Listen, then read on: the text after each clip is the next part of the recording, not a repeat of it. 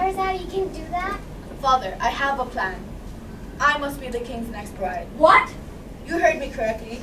I wish to be married to the king. What is this? I cannot believe my ears. The king's madness must be contagious, and you have contracted it. No, my daughter. I am going to send you and your sister to a secret hiding place until the king regains his senses. Father, don't worry. I know what I'm doing. How can you be sure that your plan will work? I insist on trying, Father. I can save the lives of so many innocent young women and also prevent a violent uprising amongst the citizens. Madmen are unpredictable. You will become like the donkey in the story of the ox and the donkey. I don't know that story, Father. What happens to the donkey?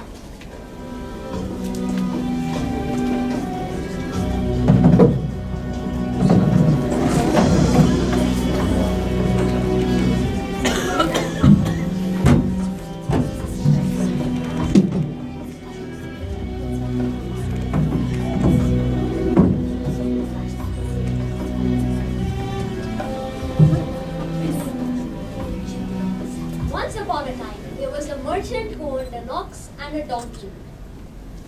The merchant sent the ox out every day to plough the fields from sunrise to sunset, while the donkey's only work was to carry his master into town every other day. One day, when the ox came back from a hard day of ploughing the fields and saw that the donkey had done nothing that day, he said, "You and your life of luxury. You lie there in your neat and tidy stall all day eating fresh hay and drinking cool, clean water. Well, I'm out in the hot sun pulling a heavy plough. My neck is bruised from pulling that plough, and when they finally put me in my stall, well after dark, they only give me dried beans mixed with mud, and my water is almost as dirty as my stable floor. Life is so unfair." Well, my friend, it's not my fault that you were born an ox. That's what oxen do. They plow. Donkeys are not fit for plowing. You should be proud to be an ox, working all day to supply the needs of others. And as far as the menu's concerned, you chowed down those beans last night without a complaint. If you hate your life as much as you say you do, here's my advice. While you're plowing tomorrow, try to act weak and sick. Then, when the plowman brings you to your stall tomorrow night, don't eat your beans. Maybe he'll get the hint that you're not happy. The ox listened to the donkey and was sure that he had given him good advice. Thank you, my friend. I will try and see if that works. The next day, the ox went to work in the fields as usual. Come on, old boy. The sun is up already. We've got lots of work ahead of us. The ox tried his best to look weak and weary that day. He walked at half his usual pace and intentionally stumbled and fell many times while plowing. That day, when he came back to his stable, he refused to eat. He sniffed his beans, took 3 steps backward, and lay down. What's the matter, old boy? Ow! Ow! Do you have a stomachache? Maybe you'll feel better in the morning. Meanwhile, I'd better go tell the master about this. The master will know what to do. So the plowman went and told the master about the ox's strange behavior that day. When he came back the following day, he had astonishing news. Well, Mr. Ox, it looks like you have the day off. The master says to harness Mr. Donkey today and make him do your work. What? Me? I am not an ox. I'm a weakling. I'll die. Master's orders. Come along now. So the donkey had to do the ox's work, while the ox spent a quiet and restful day in his stall. Ah, this is the life. I get to be a donkey. I think I'll have a taste of this hay and barley. That donkey really does give good advice. God bless him.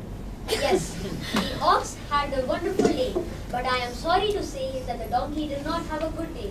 The work of an ox was not suited to him, and by nightfall he was so weary he could hardly stand up. Ah, good evening, donkey. I must say you give excellent advice. You lousy, rotten ox. You, if it weren't for your miserable complaining, I wouldn't be in this condition. Every muscle and bone in my body is aching. If I have to go out there again tomorrow, I'll die. Hard work, isn't it? What a pity.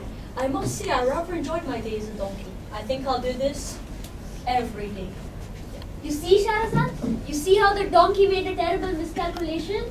You, likewise, shall perish if you go to the king. Father, I know what I'm doing. I must go to the king. I know it's a bit of a risk, but the lives of many citizens are at stake. I must at least try. Shahrazad, I don't want to lose you. Father, the donkey didn't die. The donkey thought of a clever plan. He said to the ox, Do you know what I heard the plowman say today? Well, He said that if the ox failed to get up and eat tomorrow, he will come call the butcher to come slaughter him. If I were you, I'd start eating my beans again. no, the butcher. Yes, the butcher. Have I ever told you how much I love beans mixed with mud? No, really? Yeah, they're quite delicious. And how do you feel about plowing? It's not too bad. You kind of get used to it after a while. Feeling better today, Mr. Ox? It's time to start plowing. You get to work today too, Mr. Donkey. The master has errands in town. Go along now. And so, dear father, the donkey was able to save himself using his wits. I believe I can keep myself alive in the same manner. Sarasat, the mind of a king is more complex than that of an ox or a donkey. Yes, but in some respects they are similar. Charizard, I believe. Father, I've made up my mind. I will go to the king myself if I must. Nothing you can say will make me change my mind. Shahrazad, I don't want to lose you. The fathers in our kingdom don't want to lose their daughters either. I think I can save them, and I can save myself too.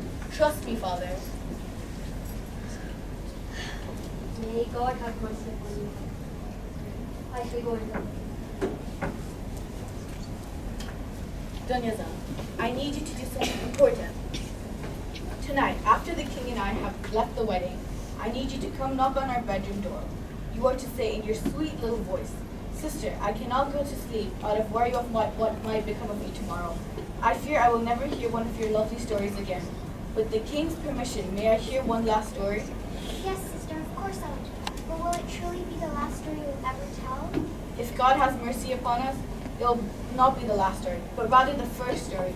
The first of many, many stories. Now go and prepare for the wedding.